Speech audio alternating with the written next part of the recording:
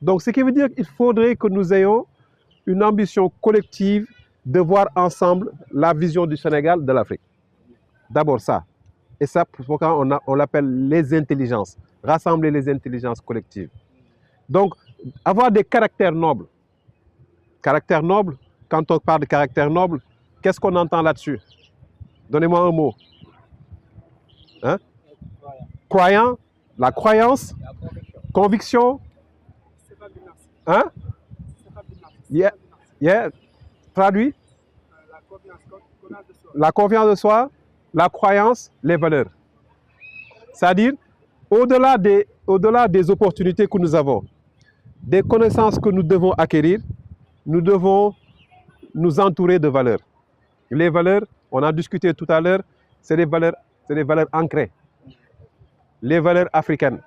Et j'aime aussi citer un oncle qui s'appelle El Hadji Idrissa Meng, qui disait que si la vie est une course,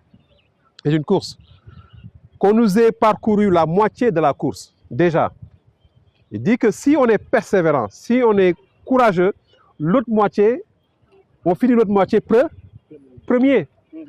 Lorsqu'il me l'a dit ça, je lui ai dit, mais oncle, est-ce que je pourrais te rajouter un petit mot à l'intérieur de ta citation, de ta conviction?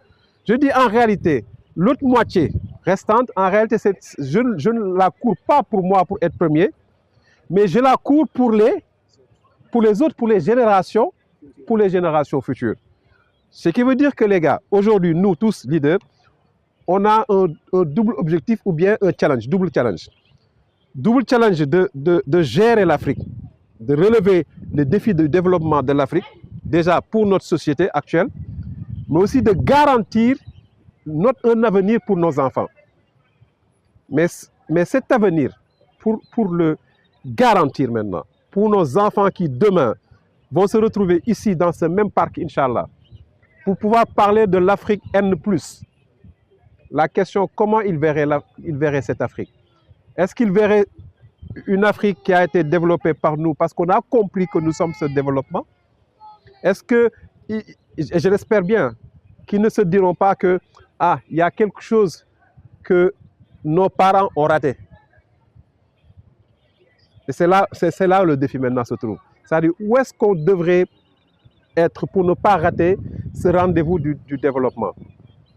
Et pour pouvoir y arriver maintenant, et je vais conclure par ça, c'est que nous puissions, nous, ici, comprendre que nous avons une mission. Est-ce que moi, aujourd'hui, je connais ma mission sur Terre? Est-ce que chacun d'entre nous s'est juste posé une question parmi tous les humains là sur Terre, moi, parmi ces gens-là, quelle est la mission, la feuille de route que Dieu m'a donnée en venant sur Terre? Est-ce que chacun d'entre nous connaît sa feuille de route? Hein? Sur Terre, feuille de route. Qui connaît sa feuille de route déjà?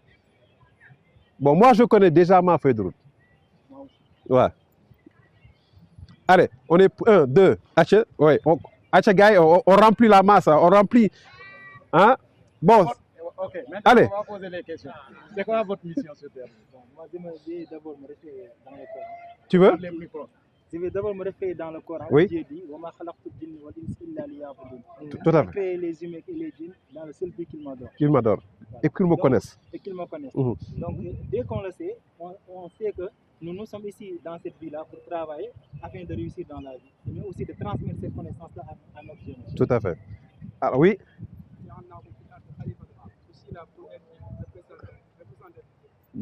Donc oui, donc le Khalif.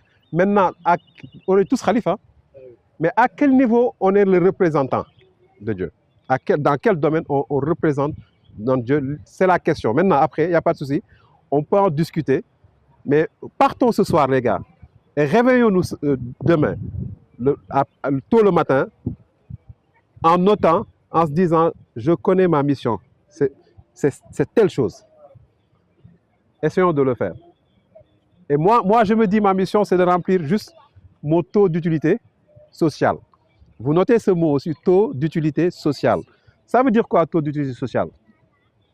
Taux d'utilité sociale. Dans le taux d'utilité sociale, il y a quoi? il y a utilité et sociale. Quelle est mon utilité dans la société? Qu'est-ce que je dois faire d'utile? Chaque matin, est-ce que j'ai été utile pour ma commune? Est-ce que j'ai été utile pour mon quartier? Est-ce que j'ai été utile pour l'école? Est-ce que j'ai été utile pour le Sénégal? Est-ce que j'ai été utile pour l'Afrique? Est-ce que j'ai été utile pour le monde? Parce qu'à chaque fois que je sais que mon taux augmente, j'ai de l'impact sur les autres. Donc, essayons, les gars, toujours de se voir, est-ce qu'on a cette capacité de remplir ce taux d'utilité sociale? Mais aussi, pour terminer, est-ce que je remplis ma part comme le colibri? Vous connaissez l'histoire du colibri, hein? Oui. Et je vais terminer par ça. Comme c'était comme aujourd'hui, hein, dans ce beau parc, il fait beau, hein? On a bien mangé, on était en train de discuter. Tout d'un coup, tous les animaux se sont mis à fuir. Les oiseaux s'envolaient. Qu'est-ce qui s'est passé? Il y a eu le feu. Tout le monde a commencé à fuir. Fuir, c'est responsabilité, sauf un petit oiseau qui s'appelle le colibri, qui va au lac pour puiser de l'eau avec son bec pour aller éteindre le feu. Au fur et à mesure qu'il le faisait, il y a le tatou qui est agacé, lui dit, mais tu arrêtes, tu penses que c'est avec ton petit bec que tu vas éteindre le feu? Sa réponse fut, je fais ma part.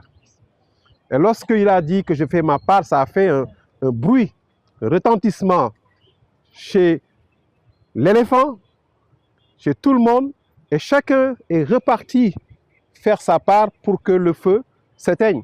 Ça veut dire quoi en réalité? Si aujourd'hui on nous parle de leadership, si aujourd'hui on nous parle de développement de l'Afrique, ce n'est rien d'autre que chacun d'entre nous identifie sa mission dans le développement de l'Afrique et puisse tout simplement faire sa part. Rien que, ni plus ni moins. Voilà. Donc moi, c'est un plaisir de partager, pas avoir, mais de partager.